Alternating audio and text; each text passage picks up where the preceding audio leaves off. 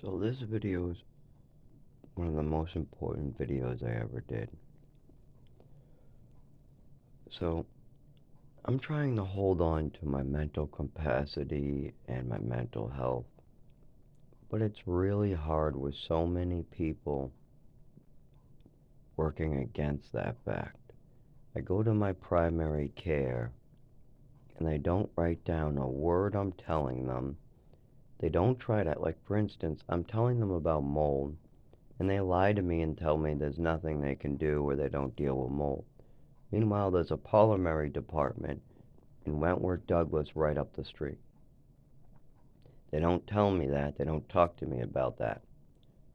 Instead, they keep on pointing to therapy or psychiatrists. Now, I expect that with what my mother did, lying on my paperwork for 15 years. Any doctor that ever meets me is gonna just go straight for the kill. They're gonna go straight to passing me off to some psych doctor, or anytime it gets too hard, their job gets too hard for them, they're instantly gonna give up and make it a psych thing. I go in internally bleeding in the GI, and they only got 15 minutes, and I try to explain this as quickly as I can because it's a complicated issue, and how there's past issues involved with my stomach that could be part of this, and instantly they don't write down any of that. Instead, they say, talking fast, might need psych help, or some crap like that.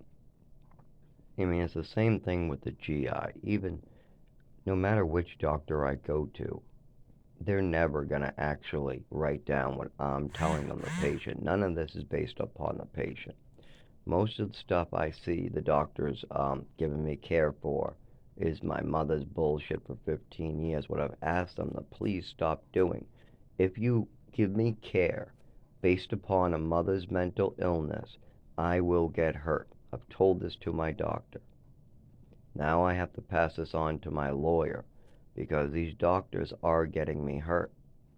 They've got me hurt over and over. For instance, they made me get the same CT scan done 3 times and crawl across traffic. My mental health is still affected today by this. Not only this, when I went to help my roommate over the phone and just verbally advocate for him, which my roommate gave permission to do so, I was verbally just insulted by Wentworth Douglas. They're like, where do you work? Where do you allow? Well, we don't want to talk to you. Meanwhile, this 84-year-old's primary care wants me to speak on his behalf so we can get this biopsy done. But Wentworth Douglas purposely confuses this old man and has the testing transferred back to Massachusetts. Then the old man calls Massachusetts and is confused, and they talk to me, and they're like, oh no, he really does need to go up there and get it done. I said, I know, but the doctors up here don't want to work with me, so I can't advocate for this old man. He's on his own. When the old man calls anybody near Rochester, Dover, or Somersworth, he's going to have to be on his own. I'm not going to be able to help him thanks to their attitude and the way they're treating me. I can't have any new bullshit in my file. If I advocate for this 84-year-old, there's a very good chance Wentworth Douglas will say, now he's forcing himself on to others or something like that. This happens all the time. I do something nice, and they'll, or we didn't like his tone. You don't like my voice? This is very common. They'll take something, one of my disabilities, like my voice or my lack of ability to write, and then they'll say something insulting and hang up on me. Like, well, write me a letter. Write me a letter, and then we can help you. Or, well, stop talking in that tone or that voice, and then we'll go, because your voice sounds funny. This is my voice for the rest of my life. I always sound like this. No matter how I talk, this is what it's going to sound like. It sounds high-pitched, weird, and if the conversation goes too long, you can hear it go higher and higher pitch as I get shocked through my nervous system more.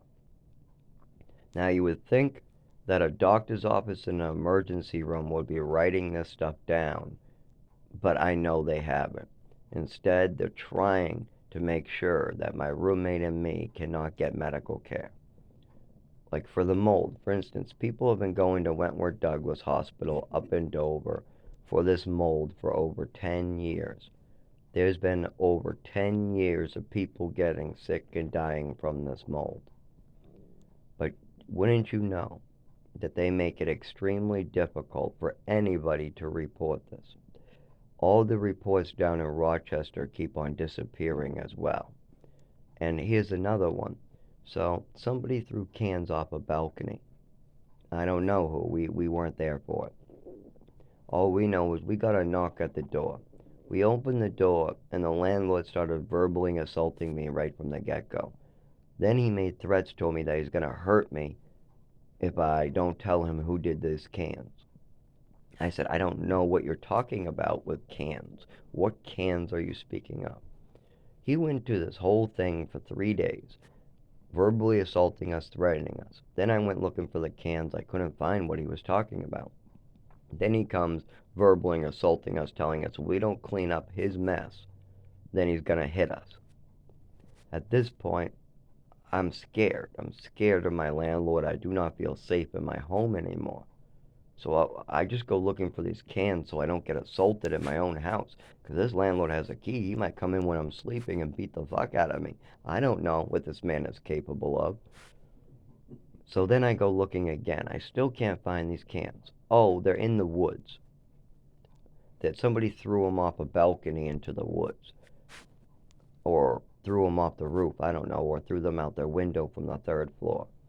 Because this is really, really far. You would have to be on the third floor to make it that far. Or maybe the balcony. We're just like 4 steps from the door, ground floor. We're just 4 steps, so we could only throw stuff in the road. So we know it's not us, and the landlord can clearly tell it's not us. Plus, the beer cans in there belong to the upstairs neighbor for sure. That's what he drinks. I don't drink that type of beer. You can tell by my recycling when I moved in. I don't drink beer at all anymore. I gave up alcohol years ago, and I will never drink again. I will never treat this illness again.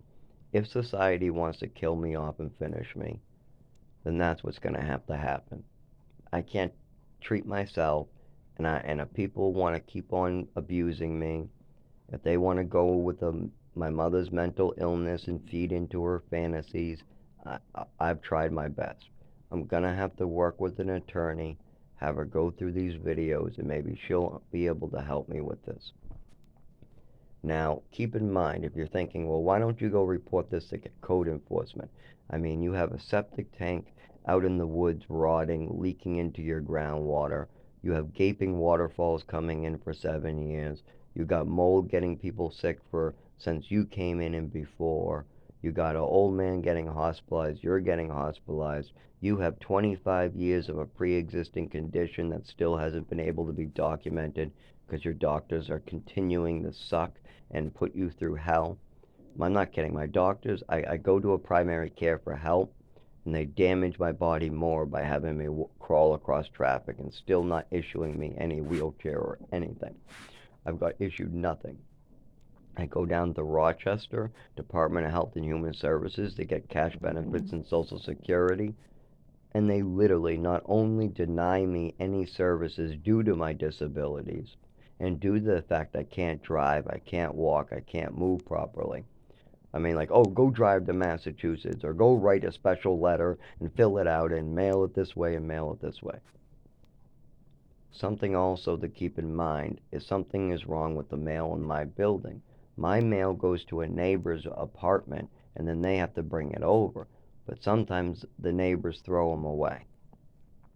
I don't know what's going on with the mail in this building, but we have lost 3 packages and at least 100 letters. And when I have my mail sent to the Department of Health and Human Services, I get phone calls telling me it's down there. They say, your mail is down there, your mail is down there. We need you to fill this out, and the mail is down there. I tell them, I have difficulty filling out letters, but I'm going to try. So then I literally, while injured, I get all the way down there with 2 canes or crutches. They tell me it's not down there. So then I call the people back, say it's not down there. They say, yes, it is. They're just fucking with you. Go back down. So I go back down a second time. They tell me they don't have it. So then I come back home and call. They say they don't have it. They say they're lying to you. They have it. So then I go back down on my crutches a third time. And this time they say, oh, it was in the back in a drawer. Here you go. Then it was too late to fill out the paperwork. So they're literally finding paperwork in the back of the drawer too late. Now, my Department of Health and Human Services worker has done this before as well. So my lawyer needed an eviction notice. They sent it improperly, making it so my lawyer couldn't prepare for 7 days, killing 7 days of preparation that my lawyer needed. And this happens on purpose. They've done this before. For instance, when I needed cash benefits, the cash benefits people called me and said they didn't send the paperwork properly, so I'd have to wait 6 months to get the phone call again. 6 months later, they did it again and then closed out my case. They purposely made as many mistakes as they could to try to push this out, and then my case was dropped because they made too many mistakes.